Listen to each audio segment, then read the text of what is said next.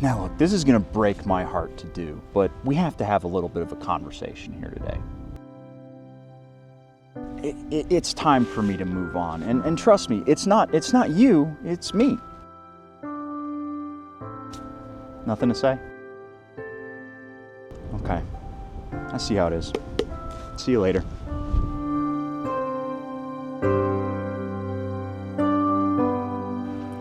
That's right, folks, it's kind of a sad day because the Griso finds itself upon the chopping block. I've had this motorcycle in the garage for a little over a year, and I have really grown to love and know this motorcycle inside and out. And while it's an amazing motorcycle, it's just not doing it for me anymore, and we're gonna talk about why. In fact, to show you how serious I am about getting rid of this motorcycle, this is the title to the bike. I'm gonna head right over to a dealership as soon as we're done with this and go take a look at another motorcycle. We'll talk about which one that is a little bit later. Now, I did a video on this over a year ago, and that was my first impressions ride. I spent a day on this motorcycle, and it made such a good first impression that I went back to AF1 Racing and I bought it that same day. It's a very characterful motorcycle that does a lot of really fun stuff, and again, it makes a phenomenal first impression. But for those of you who missed that video and wondering what this thing is, it's an 1151cc V-twin that is air and oil cooled. So that thing right here hanging off the side of the motor, that's an oil cooler. The funny thing is on this motorcycle, the high side, the side that you guys are seeing right now, is actually kind of the ugly side. The underside, where the exhaust and the single-sided swing arm wheel hub is, looks so much better. Just one of the weird quirks about this motorcycle, and it is making 95 horsepower and 73 foot-pounds of torque, which is pretty good for an air-cooled V-twin. To give you an idea, the Sportster makes about 70 horsepower and 73 foot-pounds of torque, so that's almost 30 horsepower less from a slightly bigger motor. This thing also weighs in at 556 pounds, and you feel every single pound of this motorcycle when you're trying to pick it up off the side stand. However, when we get into the twisties, it actually feels pretty good side to side. And that gives me a perfect segue to get out on the road. But before we do, a word from today's sponsor. Did you know that Quadlock is America's, nay, the world's greatest resource for cell phone handlebar intercourse? For those of you who are snickering right now, get your mind out of the gutter. And for those of you who didn't, what was it like growing up without a sense of humor? Unfortunately, there's nothing Quadlock can do to fix that, but what they can do for you is hold your cell phone to your handlebars snug as a bug in a rug. But it's not just a 5-star Michelin-rated phone retention experience. Quadlock has a vast and sophisticated menu of options, from wireless charging heads to mag wallets for the chronically forgetful. But maybe your motorcycle's handlebars shake like a brick in a washing machine. Quadlock's patented vibration dampener, or as it's referred to in scientific circles, the wiggly jiggly mount, protects your phone's delicate giblets against even the most aggressively imbalanced motors. Check out everything that Quadlock has to offer by clicking that link down in the description below, and treat yourself to something nice this holiday. A huge shout out to Quadlock for sponsoring this video, and now let's get back to it. This is one of my favorite things that the Griso does. No other bike that I've ridden starts up like this. Now I know you're saying, oh, well, the R9T does that. Yeah, it does. Not to this extent, though. Yeah, it's got a little bit of sideways slap, but to me it feels like BMW has engineered that into the bike, whereas this kind of slap is intrinsic to this motorcycle. I don't know, it's just so cool. And again, I think BMW tried to smooth out a lot of the sideways slapping going on. I mean, look at how bad these handlebars are wobbling. It's so cool. And it's not like the pulses are really hard. Once you put your hands on the handlebars, it mellows right out.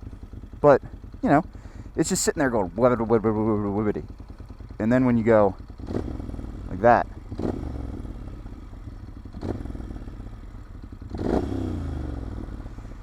that's not me sending the bike side to side.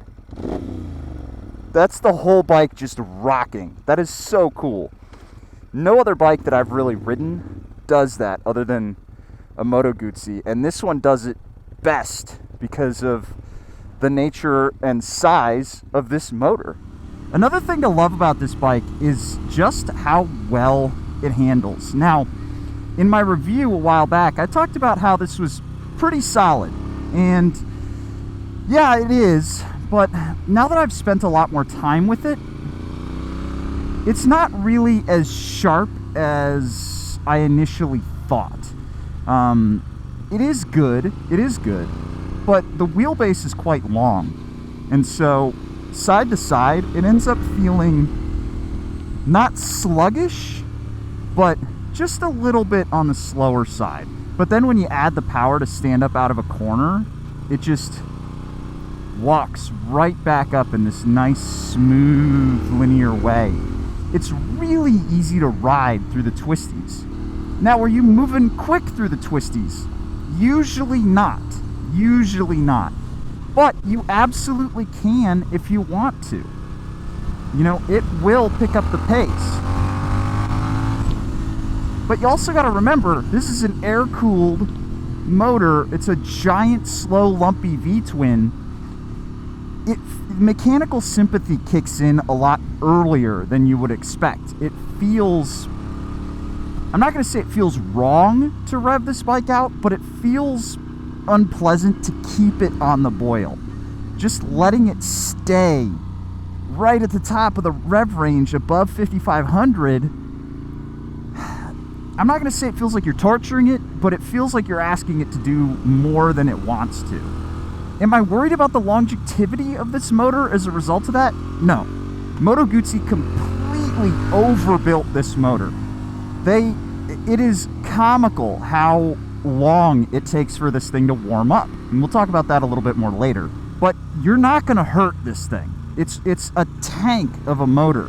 And it does have a shift light on the dashboard that comes on and you can program it. But, you know, I rarely see it come on, honestly. I set it, you know, to about 6,500 RPM. And that's... I rarely see those numbers. As far as top speed goes, well, let's ask the bike what it remembers. Max speed on this trip was 106. At 100 miles an hour, you are very, very much waiting. 101, 102, 103. It's slow to add more speed, and you'd expect that. It's really fun up to about 90 miles an hour. And then after that, again, it feels like you're asking it to do the wrong thing. You've heard me make this analogy before in this video and when talking about the Griso, and it's not going to be the last time it comes up in this video here. This is a lot like an Italian Sportster. It's like if Moto Guzzi wanted to make a Sportster, but they did it their way. You've got a very, very Italian sounding V-twin. This is quintessential Italian V-twin stuff right here. If you've never ridden one, they're very unique engines, very unique ways of making power, and the sound is just glorious out of them. I really love the way these sound, especially with this 2-in-1 slip-on that's on here. It sounds so good, especially when it's just at idle and it does this chirping thing. It's the only motorcycle I've heard that has an exhaust that chirps.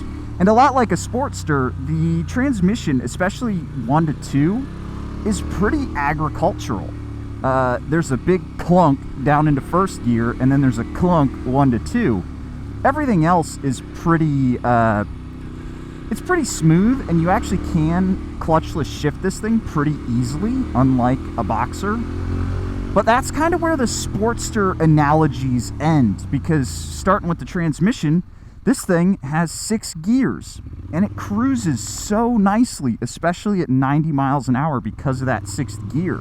We also have excellent suspension here, truly excellent suspension. It's sprung very well for me, which is weird. I've almost never gotten on a motorcycle and been like, oh, I don't have to play with this suspension at all. It's really well set up for a guy my size. And then at the bottom of those forks, you've got radial mount Brembos on really nice master cylinders. So this bike stops even better than it goes. Despite its weight, it will tow itself down really nicely, especially if you feed in just a little bit of brake first, and then you get after it. You can ride the threshold of the front tire skidding, and you feel it. You feel every little pulse that front brake is giving you through that master cylinder. It's really communicative and it's really nice. It's overkill for this bike, for sure, but it's cool. It's nice to have. Now, I've said a lot of good stuff, but it's not perfect and there are some issues. First of all, my upper half is very roomy. My bottom half is really tight. I put my lowering pegs that were on here on the Tuono just to give myself a little bit of room, which means that the pegs are now back at their stock height and my hips are cramping. They're not bad, like I can keep riding, but man, I can feel it. Especially moving around, going into corners. When I pick my butt up to like move it over to the side of the seat, I feel it everywhere. It's not fun. This seat is also quite hard. Despite how wide it is and how nice the suede is from keeping you from sliding forward, it's very hard. So if you're on it for like over an hour, your butt starts to hurt. Now you can move around, you can kind of hang a cheek off the side just because of how wide it is. But I would definitely like to have seen slightly, maybe like dual layer foam. You have something really stiff to support you, and then you have something a little bit thinner on top so that you can sort of squish into it, and it doesn't feel like you're sitting on, I don't know, one of those super thin bleacher seats that has just a layer of foam on top of it. And this is going to lead us into some of the quirks of the bike, because the rest of the stuff that kind of annoys me about this motorcycle, I can't really show you while I'm on the road. Now, admittedly, some of the quirks that I'm going to talk about here are just quirks. They're some of the things that make a Moto Guzzi, especially this Moto Guzzi, unique. And it's part of why I love this motorcycle. But some of them are just oversights. That, or they're just plain old annoying. So the first one I want to point out is the fact that you're looking at the wrong side of this motorcycle. I almost never position a bike like this on camera because the high side of a bike is the prettier side, but for whatever reason, Moto Guzzi decided to put the output shaft on the right side of the bike, which means that the single-sided swing arm, the hub is down on the low side, which is also where the exhaust is. And look at the way these pipes are shaped. They're freaking gorgeous. But to see this motorcycle's pretty side, you have to flip it the wrong direction. Now that kind of eccentricity is almost charming. What isn't charming on this bike though is the fact that this dashboard right here runs everything on the bike. Everything runs into the dashboard and then out. For example, if you want to change the blinkers on this motorcycle, you cannot put a flasher relay on here. That means that you have to, if you want to go to LED blinkers and you want to delete the big stock guys that are hanging off of here, those old incandescents, you absolutely must use resistors. That is so frustrating and it's so annoying because I have to bust out the soldering iron to do it. This motorcycle does not reach operating temperature for about 5 to 10 minutes of riding. Not just letting it sit and idle, you have to ride this thing for several miles for it to reach operating temperature. That means if you want to check the oil on this motorcycle, you have to go for a nice long ride to make sure that the entire motor heats up. It also burns Liqui-Moly 15W60, which might as well be liquid gold. And while we're on the oil, you want to know where the oil cap is? Right there, between the head and the fucking exhaust. Every single time I check the oil on this thing, I burn my finger. Every single time. The last thing I want to mention is this kickstand. It's just plain old annoying, man. That kickstand right there is so far forward that when you want to get it up, you have to reach way the hell out and then grab it and pull it up. I've put a couple of people on this bike and they love it, but they have never been able to find the kickstand until I point it out to them. God damn, is it windy out today. Holy shit. Don't blow over, camera. Oh, and one thing I forgot to mention, this is a very expensive motorcycle to service. It cost me about $700 for just a base service. You're dropping oil, you're dropping transmission oil, you're doing valves. Yes, a lot of that is really easily accessible, but it's still a pain in the butt to have to bust open your valve covers every 6,500 miles. And like I said, some of those are intrinsic to this motorcycle and they make it quirky and unique. And some of those are just a right royal pain in the ass. And now we have to talk about why I'm getting rid of this motorcycle. I have had an amazing year with this thing. I really, really enjoy this motorcycle, and of the bikes I've owned, this has been the single most beautiful bike. Every time I look at it, I just see how gorgeous it is. There are very few motorcycles where I'm like, this thing is just drop dead sexy every time I look at it. The Griso is one of those bikes. I will every now and again just go out to start the thing up just to hear and see it rattle away and look at the lines. It's an amazing motorcycle. But all those Sportster references just, they make me realize that this is an Italian Sportster, and I want a Sportster. There's just something about the 1202 V-twin that this thing doesn't have. And yeah, I enjoy the way this thing rides, but if I'm not using the performance, and I can make a Sportster handle this well, I'd rather be on a Sportster. I mean, the weight is similar. The kind of rider triangle and the way that I'm kind of compact onto the motorcycle is similar to a Sportster. And there's just something to be said about having a motorcycle in the garage where you can find parts for it. The Griso was never a particularly wide-selling motorcycle, even in its day. And nowadays, if something goes wrong on this bike, good fucking luck getting a part for it. Like, let's say you drop it. If you munge up these heads, these valve covers, good fucking luck, my friend. Good luck. Now, I know I say that as the owner of a 1 of 200 Aprilia Tuono, but, I mean, I can only have one motorcycle in the garage where I can't find parts for it. Also, the amount of maintenance that needs to go into this motorcycle, having to do valves every single time you hit a maintenance interval, it's annoying. It's really annoying. And it just adds to the expense. And God help you if you have to do a clutch on this thing. Holy shit, it's engine out. I'm sorry, it is just engine out. You have to split the motorcycle damn near in half to get to the clutch.